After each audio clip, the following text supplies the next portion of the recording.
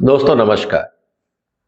सबसे पहले आपको 2025 की बहुत बहुत बधाई।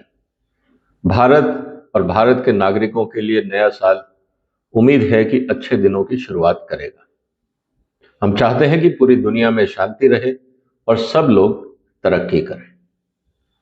लेकिन जो हालात 2024 में थे, अगर हम उसको आने वाले दिनों में 2025 में एक्स्ट्रापोलेट करें तो दोस्तों कुछ चिंताजनक स्थितियां सामने दिखती हैं। इसीलिए साल के पहले दिन ही मैं आपसे ये चर्चा करना चाहता हूं कि अगले 365 दिन हिंदुस्तान में जब हम सब लोग मिलकर मेहनत करेंगे तो कौन कौन सी चुनौतियां हमारे सामने होंगी।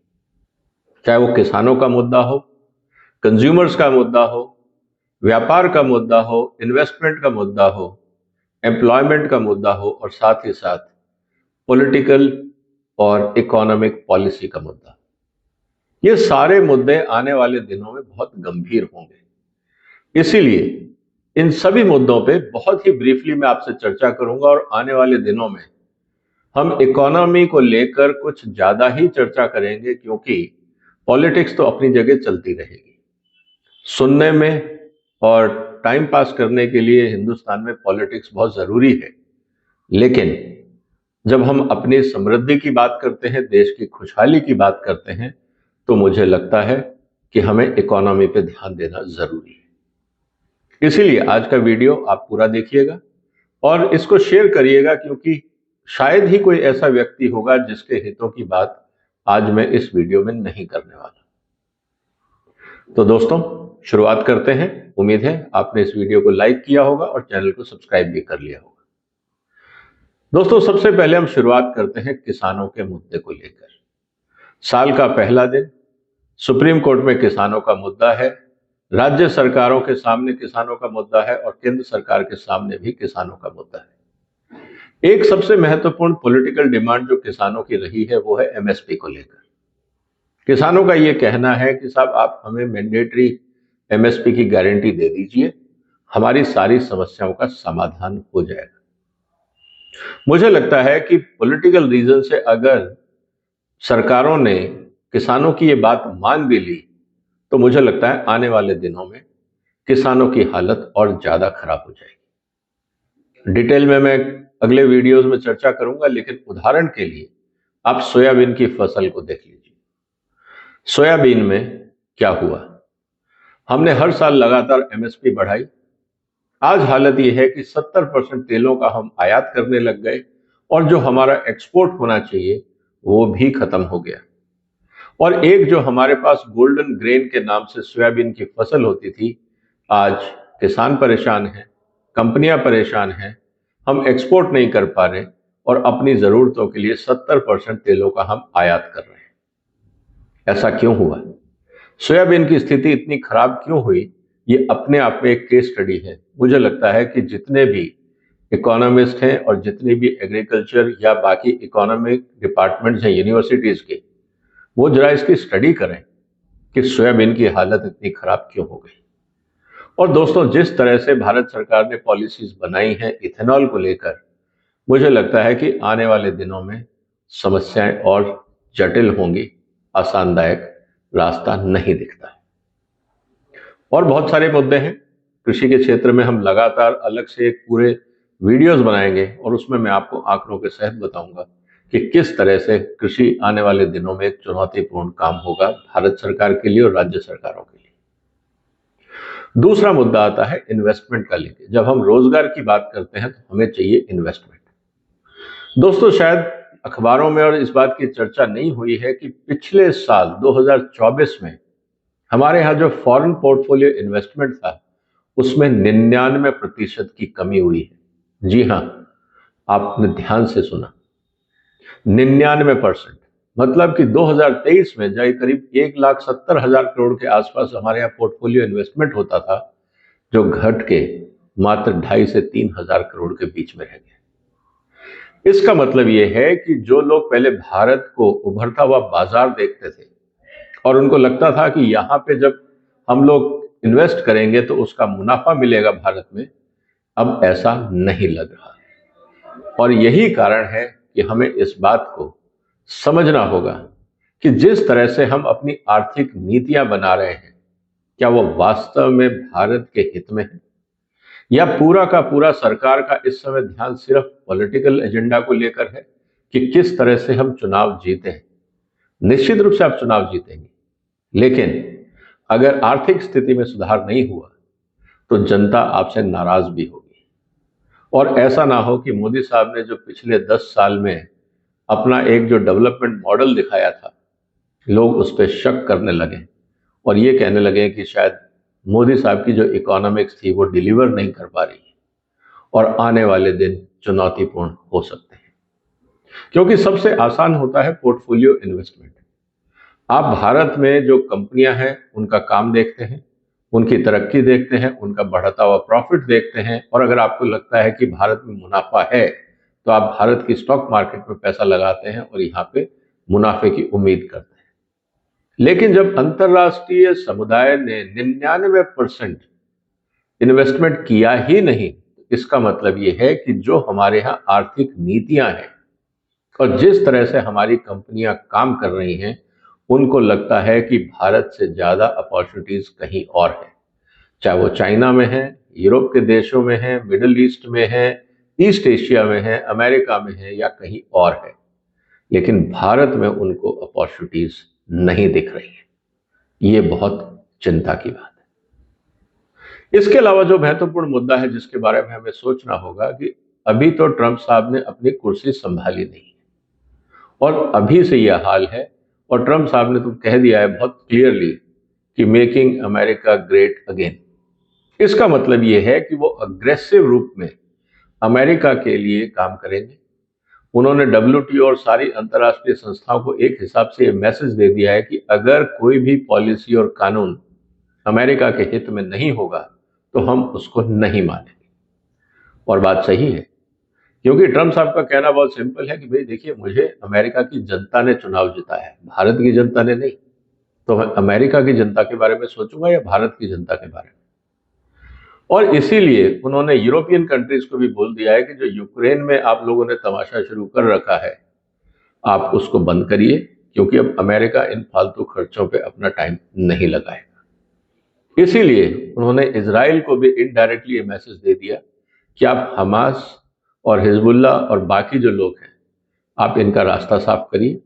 अब बहुत ज्यादा हमारे पास पैसे इन चीजों पे वेस्ट करने के लिए नहीं है, हमारे पास और बड़े एजेंडा है, उसके लिए हम काम करेंगे।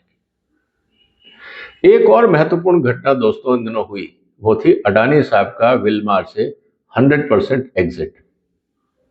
नवंबर 2024 में जब अमेरिका के कोर्ट ने गौतम अडानी साहब के ऊपर चार्जेस फिक्स किए थे, उस समय भी मैंने कहा था कि कॉर्पोरेट गवर्नेंस को लेकर भारत की कंपनियों के ऊपर उंगलियां उठेंगी और कोई भी विदेशी कंपनी जो अमेरिका में इन्वेस्ट करती है वो अडानी साहब के साथ थोड़ा सा डिस्टेंस बनाने का प्रयास करेगी। और आपको पता है कि विलमार दुनिया की एक सबसे बड़ी ट्रेडिंग कंपनी और बहुत सारे एसेट्स हैं। वो होटल इंडस्ट्री में है, शिपिंग इंडस्ट्री में है, बैंकिंग सेक्टर्स में है, दुनिया के हर क्षेत्र में है। वो नहीं चाहेंगे कि उनके ऊपर किसी तरह का कोई नोटिफिकेशन इशू हो कॉर्पोरेट गवर्नेंस को लेकर।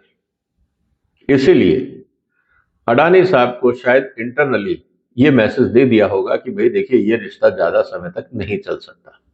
अब अडानी साहब के पास दो ही ऑप्शन थे, या तो आप उनकी पूरी इक्विटी खरीद लेते या आप पूरी इक्विटी बेच देते, क्योंकि ये पार्टनरशिप ज्यादा समय तक चलने वाली नहीं थी।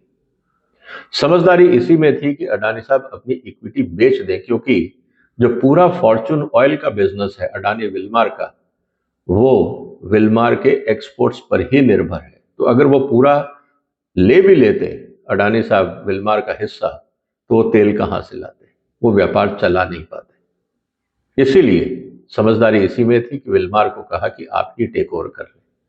अब विलमार के पास बैकएंड से लेकर फ्रंट एंड तक भारत का सबसे बड़ा बाजार और ब्रांडेड ऑयल की कैटेगरी विलमार के पास आ गई। अब कितना तेल आयात करना है, कौन सा करना है, कहां से करना है, कब करना है, ये विलमार तय करेगा। तो आने वाले दिनों में आपको तेलों के बाजार में और ज्यादा उथल पुथल देखने को मिलेगी। विलमार का बहुत बड़ा हिस्सा भारत में चीनी उद्योग में भी है। रेणुका शुगर भी विलमार की कंपनी। तो चीनी उद्योग, तेल उद्योग, दो बड़े क्षेत्र विलमार के पास है। और अब अडानी विलमार ने बाकी क्षेत्रों में भी कदम रखा था, तो एफएमसीजी कैटेगरी के अंदर भी विलमार का बहुत बड़ा रोल होने वाला है। और साथ ही साथ सैंग्रीला होटल्स भी विलमार की ही चेन। तो कुल मिला के सिंगापुर बेस्ड विलमार एक बहुत बड़ा रोल मॉडल भारत के एफएमसीजी कैटेगरी में आएगा, हॉस्पिटैलिटी इंडस्ट्री में आएगा। और सबसे बड़ी बात, अडानी विलमार, अगर आप अडानी की सारी ग्रुप कंपनीज देखें तो शायद अडानी विलमार में जो प्रॉफिट मार्जिन था वो सबसे कम था। टर्नओवर हो सकता है लेकिन मार्जिन कम था। इसीलिए मुझे लगता है जो डिसीजन हुआ वो सही था, लेकिन जो सबसे बड़ी चुनौती थी वो प्रॉफिट और बिजनेस ना होकर कॉर्पोरेट गवर्नेंस की होगी। अब सवाल इस बात का है कि भारत की कंपनियां अगर विदेशी बाजार में जाकर अगर पैसा उठाना चाहेंगी तो सबसे पहले उनको अपने कॉर्पोरेट गवर्नेंस पे ध्यान देना होगा। और आपने देखा होगा बहुत सारी बड़ी बड़ी कंपनियां अंतर्राष्ट्रीय बाजार में जाकर अपनी लिस्टिंग नहीं कराती। इवन रिलायंस ने भी अपनी लिस्टिंग अमेरिकन स्टॉक एक्सचेंज में नहीं कराई, वो सब भारत के स्टॉक एक्सचेंज तक सीमित है। कुछ चुनिंदा कंपनियों को, टाटा की कंपनियों को या आईटी कुछ कंपनियों को छोड़ दें तो ज्यादातर कंपनियां भारत में ही लिस्टेड है। कहीं ये तो नहीं कि जिस तरह से हमारे यहाँ कॉर्पोरेट गवर्नेंस के स्टैंडर्ड है वो अपने आप में एक बहुत बड़ी चुनौती बनती जा रही है भारत के उद्योग जगत के लिए। लेकिन क्या इसमें सुधार होगा? क्या भारत सरकार को इसको सीरियसली लेगी? ये अपने आप में एक बहुत बड़ा मुद्दा है, क्योंकि भारत सरकार का हमेशा प्रयास ये रहता है कि जो चल रहा है चलने दो, कड़े कदम उठाने की जरूरत नहीं है, जब तक फर्स्ट एड से इलाज चलता है चलने दो, जब क्रिटिकल सिचुएशन होगी, पेशेंट मरने वाला होगा, तब देखेंगे क्या करना है। ये जो रिएक्टिव अप्रोच है भारत सरकार की पॉलिसीज को लेकर और कॉर्पोरेट जगत में, ये अपने आप में एक बहुत बड़ी चिंता की बात है। और उसका खामियाजा हमें यह उठाना पड़ रहा है कि एक तो इन्वेस्टमेंट नहीं आ रहा है, दूसरा आपके एक्सपोर्ट्स भी कम होते जा रहे हैं। और अगर आप भारत के एक्सपोर्ट के बजट को उठा कर देखें तो टोटल जो एक्सपोर्ट्स है उसमें ऑलमोस्ट 90% आपकी कमोडिटीज है। हम वो चीजें निर्यात कर रहे हैं जिनमें हमारा इंटरवेंशन ऑलमोस्ट जीरो है। जैसे हमने चावल का निर्यात कर दिया, क्योंकि हम सस्ते हैं इसलिए हमने बेच दिया, इसलिए नहीं कि हमारी क्वालिटी दुनिया में सबसे अच्छी है। हमने एक रॉ मटेरियल बेच दिया और आयरन ओर बेच दिया। बाकी जो चीजें हैं जिसमें हम लोगों की तरफ से ना तो इनोवेशन होता है, ना आर&डी होती है, ना क्वालिटी पे कोई बहुत ज्यादा ध्यान दिया जाता है, उन सब क्षेत्रों में हम लोग एक्सपोर्ट कर पाते हैं सिर्फ एक बात को ध्यान में रखकर, क्योंकि हम बाकी कॉम्पिटिटर से सस्ते हैं। क्या ये चीज भारत के लिए सही दिशा में आर्थिक स्थिति का मार्ग बनाएगी? ये चुनौती भी आने वाले दिनों में और गंभीर हो जाएगी। इसके अलावा जो सबसे बड़ी चुनौती है कि जब हमारे यहाँ पे इकोनॉमिक पॉलिसी में और कॉर्पोरेट गवर्नेंस में सरकार का ध्यान नहीं है तो जो इन्वेस्टर्स हैं वो क्यों आएंगे? पिछले 2-3 साल में मुझे आप ये बता दीजिए कि भारत में कौन सी बड़ी विदेशी कंपनियों ने आके इन्वेस्टमेंट किया। टाटा ने सिर्फ असेंबली लाइन शुरू करी है एप्पल के लिए, और किस कंपनी ने आके भारत में बड़ा इन्वेस्टमेंट किया जिससे हम ये कह सकें कि भारत में आज कैपेसिटी यूटिलाइजेशन पूरा है और नया इन्वेस्टमेंट की जरूरत है। ज्यादातर कंपनियां, भारत की कंपनियां खुद भी इन्वेस्ट नहीं कर रही, क्योंकि उनको लगता है कि जो कैपेसिटी उन्होंने ऑलरेडी क्रिएट कर दी है वो सफिशिएंट है। ज्यादा नई कैपेसिटी की हम बात नहीं कर रहे। ये अपने आप में चिंता की बात है, क्योंकि 145 करोड़ का देश अगर कंजम्पशन नहीं बढ़ा रहा है तो ये खतरनाक स्थिति है। क्योंकि आज सबको ये पता है कि पॉलिटिकल क्लास सिर्फ इलेक्शन मैनेजमेंट के लिए फ्रीबीज देती है, और जब आप हर चीज में फ्रीबीज देते हैं और इन्फ्लेशन कंट्रोल करने के लिए आप हर जगह पे बैन लगा देते हैं, कंट्रोल्स लगा देते हैं, लाइसेंस राज को फिर बढ़ावा दे दिया जाता है, इस स्थिति के अंदर इन्वेस्टर्स भारत से दूर रहेंगे। पॉलिटिकली शॉर्ट टर्म के लिए ये उचित हो सकता है मोदी सरकार के लिए, लेकिन भारत की लॉन्ग टर्म प्रोस्पेरिटी के लिए ये खतरनाक है। इसका सबसे बड़ा जो बड़ा खामियाजा है वो निकलेगा एम्प्लॉयमेंट को लेकर। हम रोजगार पैदा नहीं कर पाएंगे। दूसरी तरफ हमारे खर्चे बढ़ते जाएंगे, हम रेवेन्यू नहीं जनरेट कर पाएंगे, तो सरकार को ना तो रेवेन्यू मिलेगा और देश की जनता को एम्प्लॉयमेंट भी नहीं मिलेगा। इस स्थिति के अंदर इसका पॉलिटिकल खामियाजा सरकारों को उठाना पड़ सकता है। इसका एक ही रास्ता है कि कड़े कदम उठाने हैं, लेकिन पॉपुलिस्ट मेजर की जगह ध्यान गवर्नेंस पे होना चाहिए और जनता को इस बात को समझना होगा कि पॉपुलिज्म से आप शॉर्ट टर्म काम कर सकते हैं, लॉन्ग टर्म इन्वेस्टमेंट से ही होगा। और जो सबसे बड़ी चुनौती आने वाले दिनों में होगी, जब ट्रंप साहब सत्ता में आएंगे, किस तरह से वो अपनी इकोनॉमिक और फॉरेन पॉलिसी को ड्राइव करते हैं, ये अपने आप में एक बहुत बड़ा गेम चेंजर होगा।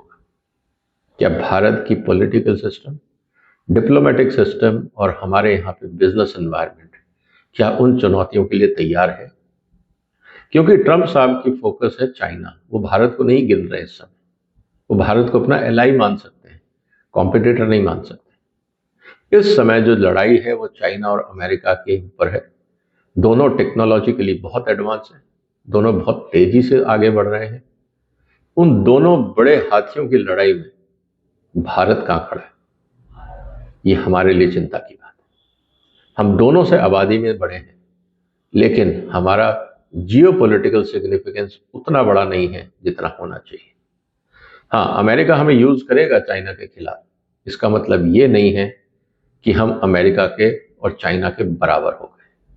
हमें कौन कैसे यूज कर रहा है ये हमें देखना होगा, क्योंकि हमारी चुनौती एक तरफ भारत में इन्फ्लेशन को, अगर तेलों के दाम कम नहीं हुए, खासकर पेट्रोलियम प्रोडक्ट्स के, तो चुनौतियां और बढ़ेंगी। तो दोस्तों, आने वाले दिनों में अब ये देखेंगे कि 2025 में जो चुनौतियां हैं, भारत सरकार उसको कैसे मैनेज करती है।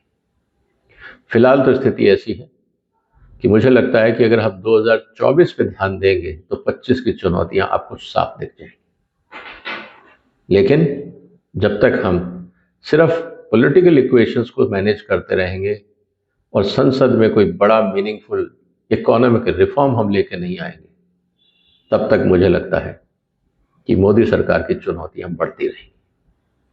मोदी सरकार कैसे इन चुनौतियों को पार करेगी ये तो वक्त बताएगा, लेकिन 2025 भारत के लिए निश्चित रूप से बड़ी और नई चुनौतियां भी लेकर आएगा।